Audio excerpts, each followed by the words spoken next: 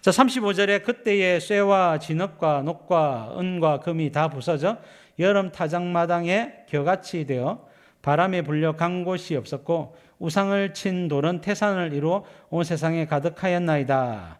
이 세상 나라, 하나님을 하나님으로 인정하지 않는 세상 나라는 다 재림 예수님에 의해서 무너지고 망한다. 그리고 돌이 태산을 이루어 온 세상에 가득하다. 이 말은 이 땅에는 오직 재림 예수님의 나라만이 세워지게 될 것이다 하는 것에 대한 말씀입니다. 자, 36절 그 꿈이 이러한즉 내가 이제 그 해석을 왕 앞에 아뢰리이다. 왕이여, 왕은 여러 왕들 중에 왕이시라. 하늘의 하나님이 나라와 권세와 능력과 영광을 왕에게 주셨고 사람들과 들짐승과 공중의 새들 어느 곳에 있는 것을 막론하고 그것들을 왕의 손에 넘기사 다 다스리게 하셨으니 왕은 곧 그 금머리니다 라고 했습니다. 자, 금머리는 왕, 바벨론 왕 느부갓네살이라는 거예요.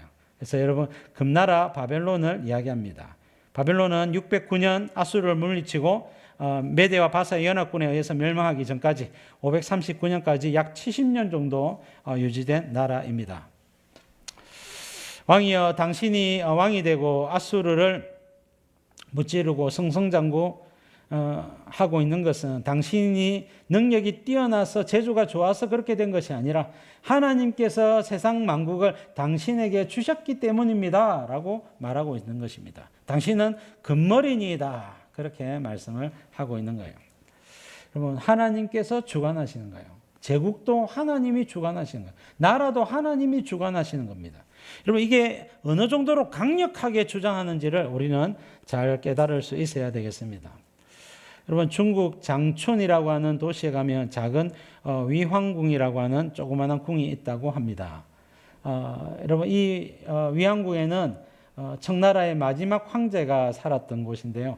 여러분, 청나라는 명나라를 물리치고 청나라가 세워지는데 청나라의 황제는 12명이었다고 합니다. 자, 8번째 황제가 선종은요, 아들이 9명이 있었다 그래요. 그 왕은 후궁들을 많이 둘 수가 있기 때문에 아들들을 많이 낳겠죠. 근데 9번째 문종은요, 아들이 2명밖에 되지 않았고, 목종은 아들이 없었고, 덕종은 아들이 없었고, 공종이었던 이 푸이도 아들이 없었어요. 무자 하니까 어떻게 해요? 나라가 망하더란 말입니다. 아들을 주고 안 주고 누구의 권리입니까? 하나님의 권리죠. 하나님께서 아이를 주고 안 주고를 결정하시는 겁니다. 여러분, 청나라의 황제에게 아들을 주지 3대에 걸쳐서 아들을 안 주니까 나라가 망하더란 말입니다. 위안스카이에 의해 밀려나서 마지막 공종이었던 푸이가 위안궁에서 살고, 마지막 황제라고 하는 영화를 저도 본 적이 있는데 그 테니스 치고 안경 쓰고 그렇게 외롭고 쓸쓸하게 밀려나는 마지막 황제의 모습을 묘사하고 있죠. 영원할 것 같았던 청나라를 하나님이 망하게 하시는 겁니다. 지금도 우리가 미국이나 중국이나 시진핑의 제국이나 그죠? 그 다음에 북한의 정권이나 모든 나라의 정권이 영원할 것 같은데 어느 날 하나님께서 거둬가시는 거예요. 우리 일본 같은 경우도 우리가 우리 한국에 대해서 아주 적대적으로 공격했던 그 아베 정권이 있었는데 아베 정권도 이 전통적으로 제가 상세하게 말씀을 드릴 만한 지식은 없지만 하나님께서 어느 날 그 아베의 생명을 거둬가시니까 그가 몰락했던 것을 볼 수가 있습니다. 그는 자녀가 없죠. 자, 그래서 그 가문이 아주 몇 대째 일본 정계의 아주 유력한 가문임에도 불구하고 하나님께서 아들을 안 주니까 그 가문이 이제 아베 총리의 사망과 함께 몰락을 하게 되는 것입니다. 하나님께 모든 주권이 달려있다 하는 것을 성경은 말하고 있습니다. 느부갓네살은 바벨론만 영원히 존재하는 세상, 그런 세상을 꿈꾸고 있었죠. 하나님 보시기에는 웃기는 소리인 거예요. 세상 역사는 느부갓네살 왕 내 생각대로 안 된다. 금나라 다음에 은나라가 오고, 은나라 다음에 논나라가 오고, 논나라 다음에 철나라가 오고, 철나라 다음에는 자주주권 국가시대, 철과 진흙이 섞인 강한 나라와 약한 나라가 공존하는 그런 세상이 한참 진행되다가 재림 예수님의 나라, 돌나라가 세상에 세워지게 될 것이다 라고 말씀하고 있습니다. 돌나라가 영원한 나라가 될 것이다 라고 말씀하는 거예요. 그래서 여러분, 금나라 바벨론이 영원한 나라가 아니라 돌나라 재림 예수님의 나라가 영원한 나라가 될 것이다 라고 하나님이 계획을 선포해 버리는 것입니다. 자, 39절, 왕을 뒤이어 왕보다 못한 나라가 일어날 것이요.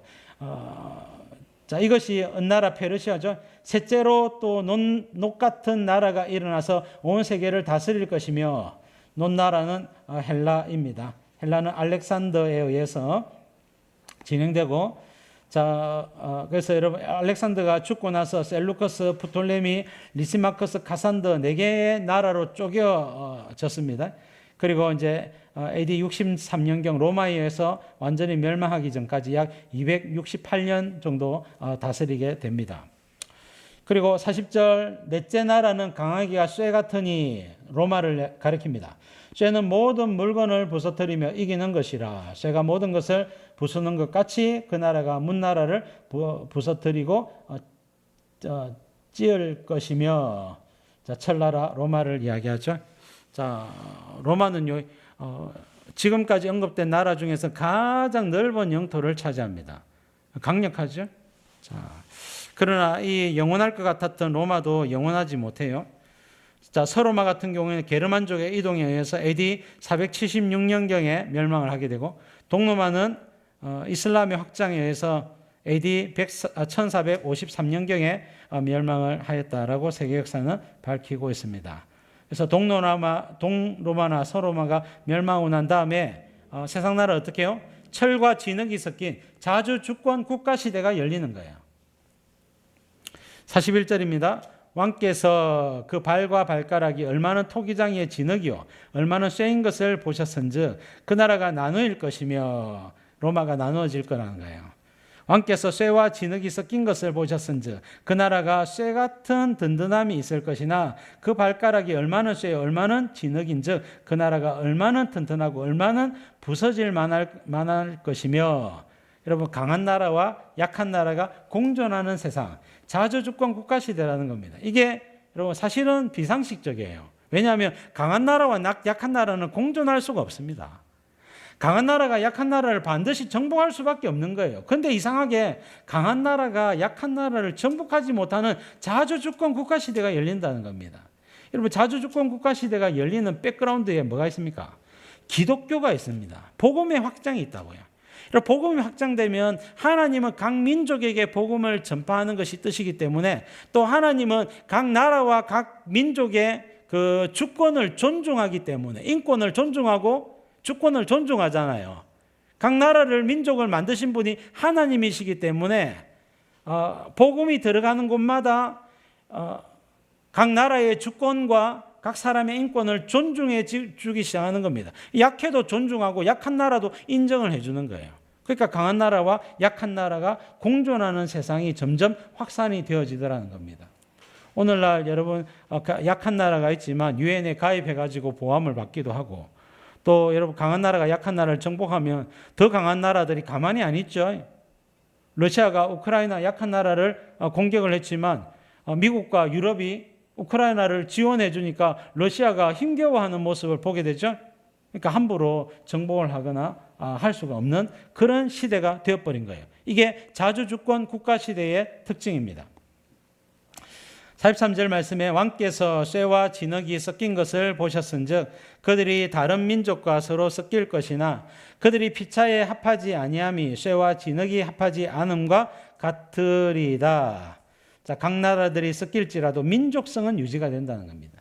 여러분, 중국 안에도 많은 민족들이 있는데 티벳이라든지 위구르족이라든지 이런 나라들이 이 중국 안에 있어도 섞이지 않죠. 그들의 민족성을 가지고 있는 모습을 볼 수가 있습니다.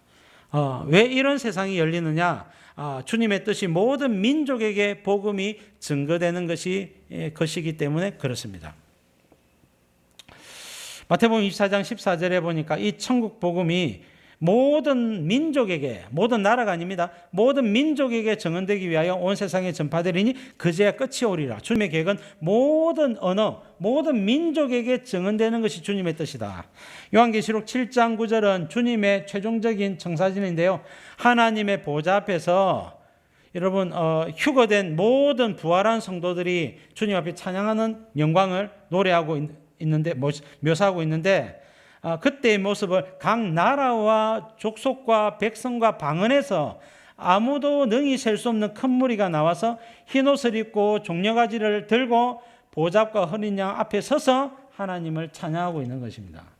그럼 하나님의 청사진은요, 각 나라뿐만 아니라 족속, 방언, 백성, 방언에서 모든 민족에게서 나와야 하는 겁니다. 그러니까 하나님은 자주 주권 국가 시대를 이뤄가고 그 국가 안에서도 수많은 민족들이 상호 각 민족성을 유지한 채 살아갈 수 있도록 주님이 역사하고 계시다고 말씀하고 있는 것입니다. 44절 말씀에 이 여러 왕들의 시대에 하늘의 하나님이 한 나라를 세우시리니 이것은 영원히 망하지도 아니할 것이요 그 국권이 다른 백성에게로 돌아가지도 아니할 것이요 도리어 이 모든 나라를 쳐서 멸망시키고 영원히 설 것이라.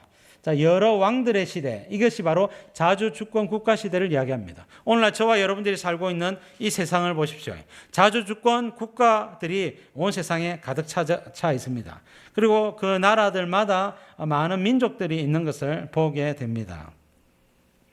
그래서 다니엘서 2장에는 이 자주주권 국가 시대를 열발가락 시대라 이렇게 표현하고 있고요. 다니엘서 7장이나 요한계시록 7장에는 열불 시대라 이렇게 표현하고 있는데 같은 말입니다. 자주주권 국가 시대를 이야기합니다. 여러분 다니엘서 2장에서 자주주권 국가 시대를 이야기하고 있지만 7장이라든지 9장이라든지 12장 요한계시록 이런 데 보면 자주주권 국가 시대의 끝에 적그리스도의 시대가 잠시 3년 반 정도 왔다가 재림 예수님의 시대가 된다라고 언급을 하고 있는 거예요. 자, 그것은 다음에 살펴보기로 하고, 자, 지금은 큰 그림을 이야기하고 있는 것입니다. 영원히 망하지 아니할 영원히 설 나라, 재림 예수님의 나라를 가리키는 것입니다. 자, 45절 말씀, 손대지 아니한 돌이 산에서 나와서 쇠와 녹과 진흙과 은과 금을 부서뜨린 것을 왕께서 보신 것은 크신 하나님이 장래일을 왕께 알게 하신 것이라. 이 꿈은 참되고 이 해석은 확실하니이다 하니. 자, 다니엘이 이 해석을 해주면서 이 해석은 확실합니다. 이 꿈은 맞습니다. 폐하 확실하죠? 물어본 게 아닙니다. 확실합니다. 라고 이야기하는 거예요. 느부갓네살이 얼마나 전율했을까요? 여러분, 어떻게 내가 꾼 꿈을 이렇게 상세하게 말할 수가 있느냐는 겁니다. 여러분, 이것은 하나님의 영광이에요. 하나님의 위엄입니다. 여러분, 이거 지금 15살, 6살밖에 안 되는 어린 학생이 하나님의 말씀으로, 하나님의 위엄으로 제국의 황제 앞에 선포하고 있는 것입니다. 여러분, 성도의 위엄은 하나님의 말씀을, 하나님의 뜻을 알고 선포하는 것에서 나오는 것입니다. 자, 그렇다면 하나님은 왜 바벨론, 페르시아, 헬라, 로마, 자주주권 국가 시대, 그리고 마지막으로 재림 예수님 시대를 각각 여시느냐? 그 이유를 성경 안에서 한두 가지씩 우리 살펴보면요.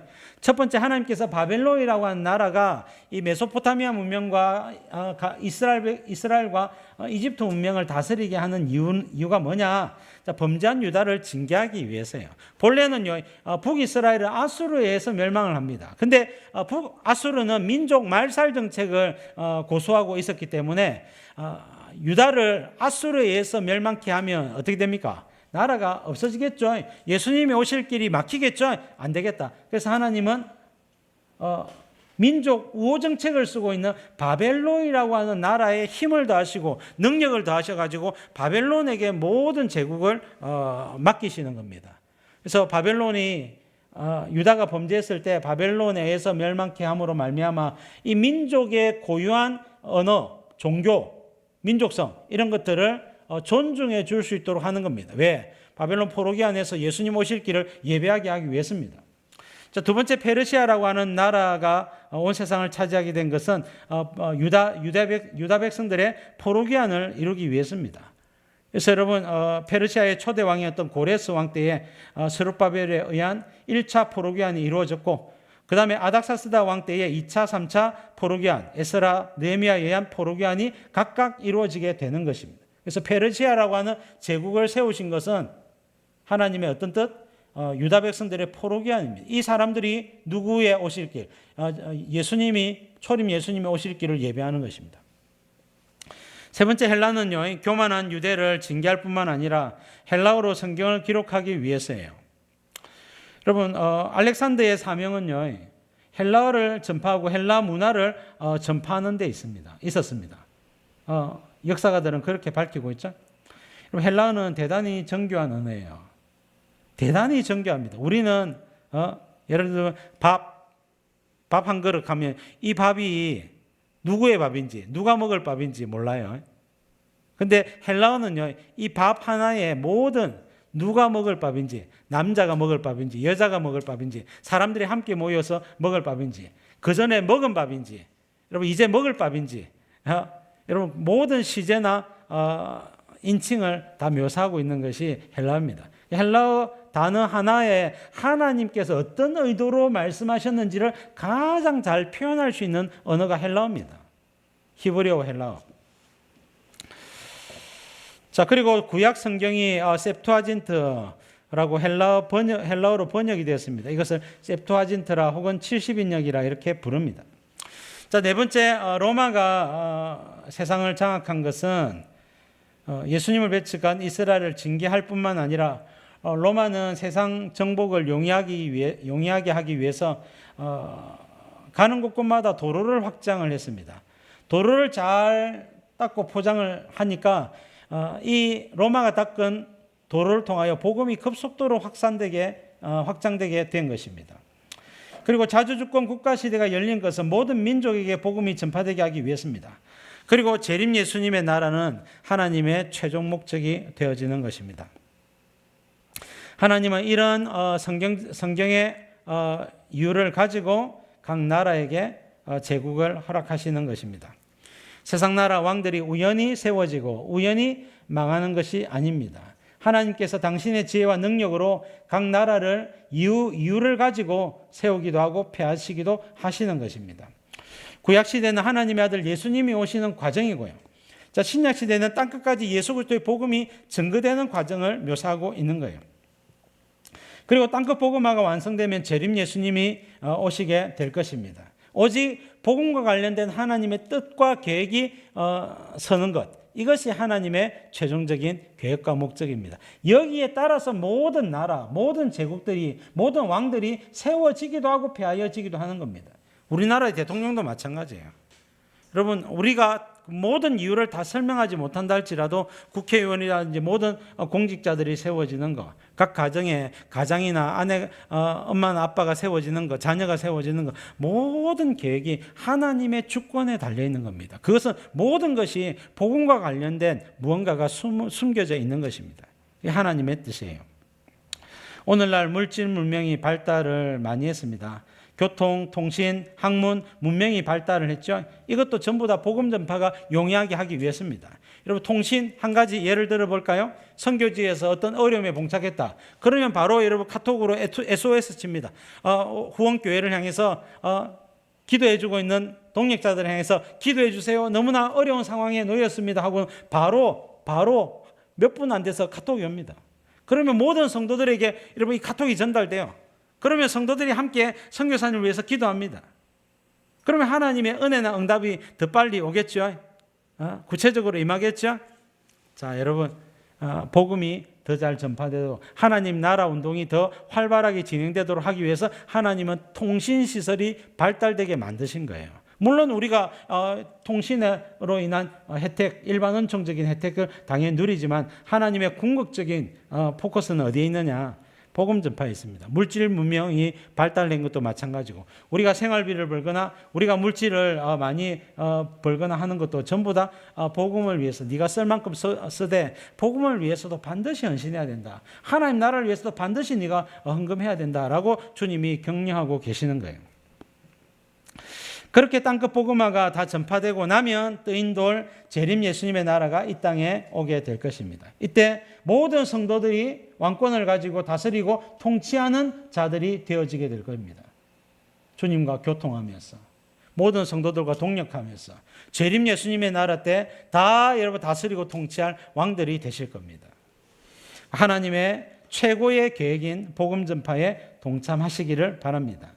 46절 말씀, 이에 느부갓네살 왕이 엎드려 다니엘에게 절하고 명하여 예물과 향품을 그에게 주게 하니라. 제국의 황제가 어린 다니엘에게 엎드려 절을 합니다. 왜 그렇습니까? 하나님이 지금 다니엘 속에 계시기 때문에 그래요. 느부갓네살이 다니엘에게 절을 한 것이 아닙니다. 하나님께, 다니엘 속에 계시는 하나님께 경배를 드린 거예요. 여러분, 다니엘에게 예물과 향품을 주었습니다. 왜? 다니엘이 하나님의 종이기 때문에, 하나님의 영광을 나타내었기 때문에 고맙다는 겁니다. 영광스럽다는 겁니다. 47절 말씀, 왕이 대답하여 다니엘에게 이르되 너희 하나님은 참으로 모든 신들의 신이시오 모든 왕의 주제시로다. 내가 능히 이 은밀한 것을 나타내었으니 내 하나님은 또 은밀한 것을 나타내시는 이시로다. 다른 신들과 다른 위대한 하나님의 영광, 그렇죠? 차원이 다른 하나님의 품격, 하나님은 레벨이 틀려요. 다른 신들과 레벨이 틀립니다. 살아계신 진짜 신이십니다. 진짜 하나님의 위엄은요, 지혜와 능력에 있어서 탁월하십니다. 그리고 성도를 사랑하시고 성도를 통해서 그 위엄과 그 영광과 품격을 나타내시는 거예요. 그러므로 여러분, 우리는 특권을 가진 자들입니다. 영접하는 자, 곧 그 이름을 믿는 자들에게는 하나님의 자녀가 되는 권세를 주셨다 했죠. 하나님의 자녀인 우리들이 하나님의 영광을 누릴 수가 있습니다. 그렇기 때문에 하나님과 친밀한 자가 되시고 하나님의 뜻을 이루려고 하십시오. 반드시 하나님께서 저와 여러분들에게 은혜 위에 은혜를 더하여 주실 줄 믿습니다. 여러분, 최고의 신은요, 다니엘의 하나님이요, 최고의 신은 이스라엘의 하나님이더라, 그렇게 경배하고 있는 것입니다. 48절, 왕이 이에 다니엘을 높여 귀한 선물을 많이 주며 그를 세워 바벨론 온 지방을 다스리게 하며 또 바벨론 모든 지혜자의 어른을 삼았으며 왕이 또 다니엘의 요구대로 사드락과 메삭과 아벳느고를 세워 바벨론 지방의 일을 다스리게 하였고 다니엘은 왕궁에 있었더라. 3년 공부 중에 이제 2년차 막 들어갔는데 박수장이 되었습니다. 15살, 16살짜리가 박수장이 되었다고요. 그리고 중앙의 왕옆에서 제갈공명처럼 영의정처럼 그렇게 수발되는 그런 고위 관리가 되었습니다. 그리고 다니엘의 요구대로 사드락과 메삭과 아벳느고는 지방 관리로 임명을 받아서 높임을 받게 되었습니다. 성도의 존귀함은 어디서 오겠습니까? 1장의 성결의 삶, 그리고 1장 2장의 기도의 삶, 하나님과 동행하는 삶입니다. 여러분, 성도가 하나님의 말씀과 영광을 나타낼 때 세상은 성도를 통해서 하나님의 살아계심과 하나님의 위엄과 하나님의 영광을 보게 될 것입니다. 그리고 하나님을 높일 뿐만 아니라 성도도 높이게 될 것입니다. 여러분, 이런 영광, 다니엘이 누렸던 이와 같은 영광이 저와 여러분들의 영광이 되고 또 신앙생활이 되어질 수 있기를 주님의 이름으로 축복합니다. 자, 기도 제목 같이 읽겠습니다. 시작. 우리 하나님께서 역사의 주인이심을 고백합니다. 성결한 성도, 하나님의 뜻을 잘 아는 성도 되게 하소서. 세상에 하나님의 뜻과 영광을 나타내는 예수 그리스도의 제자 되게 하소서. 아멘.